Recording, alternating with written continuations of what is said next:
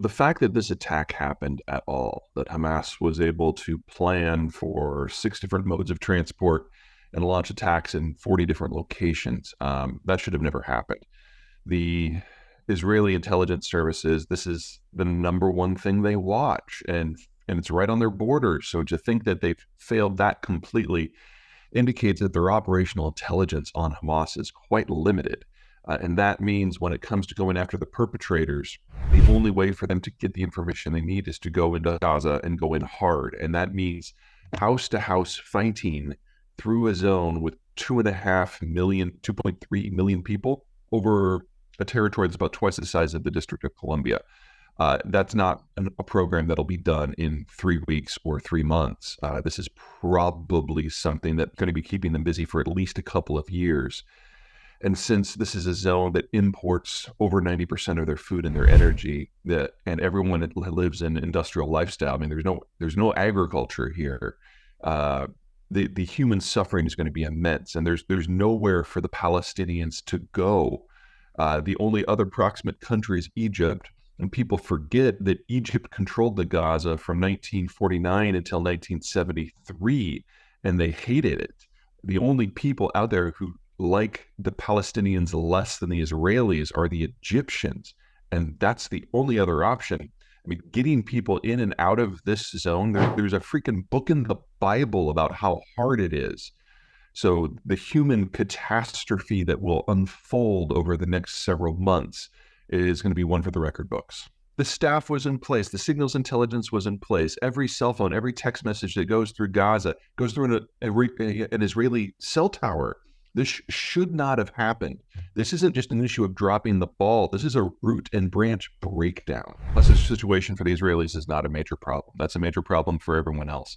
The Israelis have made it very clear over and over and over for decades that if there are hostages involved, it will not affect their operational or tactical planning one bit. That's one of the reasons why Israeli hostages, as a rule, are not taken, because the Israelis don't let that affect their planning. The Israelis can only work with the information they have at the time, and they've decided that Hamas parent organization, while maybe not directly responsible for what's going on, just needs to be destroyed now. Hamas has dozens, if not hundreds, of factions, and the Israelis are going to go in and take out them all.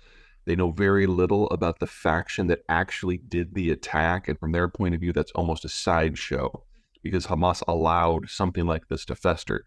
Now, there's plenty of finger pointing going on here, because this is an open air prison, and whoever is in control of it basically controls the distribution of aid that comes in from the outside, most of it being funneled through Israel. But if you rip up the entire infrastructure of Hamas, which includes the local government, then you're going to be left with a situation where you have a prison environment without a distribution system. And that's going to kill people by the thousands every month, assuming nothing else goes wrong. And then when you're done, you have the choice between staying as an occupying authority, which the Israelis have no interest in doing, or leaving and just letting the next Hamas organically form. I mean, there's no win here. I think there's only one reason, and they would like to not kill 500,000 people as part of the process, and so they're trying to gather information on targets. That's my best guess, and that kind of fits the facts. You could also make the argument, which I think is much lower in their criteria, is that doing the ground invasion while Biden had his feet on the ground in the country was probably not a smart move, but I don't think they were ready. Remember, this completely caught them off guard. It hasn't even been 2 weeks for them to root out the information that they need. This is still early days. All of the intelligence that I have seen suggests that is the case as well, and there's some fairly convincing footage of the missile and a fairly convincing cell phone intercept of the guy who fired it, who basically says, "Oh my God, what did we just do?" I mean, people who have staked out part of their identity based on the Israeli-Palestinian conflict, they've already assigned blame wherever they think it's appropriate, and that's not going to change the facts on the ground for the Israelis. The Palestinians are going to resist because this is all they have, and the Israelis have to move because they can't let something like this happen again. Where the rest of the world stands on every other question, honestly, it's small fry. If you're looking for a reliable source of tactical data in the Middle East, you're never going to find it. Something to keep in mind about this is I know this is loud. I know it's dominating everybody's thoughts, but honestly, it really doesn't matter. Egypt hates the Palestinians as much, if not more, than the Israelis, so they're not a factor in the strategic equation. Jordan is a satellite state, so they're not a factor. Syria's in civil war, so they're not a factor. You've got Hezbollah running around in Lebanon, but they're part of the government and they don't have an army. So they're, aside from cooking off some rockets, they are not a factor. Iran has the possibility, theoretically, of launching some long-range missiles, which without guidance at Israel. But honestly, that doesn't change the strategic picture in Gaza at all. One of the things that the markets discovered in the aftermath of the 9/11 assault is that Palestine and Israel really don't matter to any market whatsoever unless another country decides to make it matter. So back in 1973, the Saudis made it matter and they created OPEC. But OPEC stopped being a factor in the Israeli issues as far back as 1988. And we haven't had a single move from Saudi Arabia since then. It's been decades. And if you remember that the conversation between Riyadh and Jerusalem as little as 3 weeks ago was how to manage normalization. The question here is whether or not what's going on in Gaza is going to derail that process or not. But no one in Saudi is talking about going back to the 70s when they actually put money on the line to affect this issue on a broader scale. So there is no market, there is no commodity in the world that starts in, ends in, or transits Israel and Palestine. This is a teapot.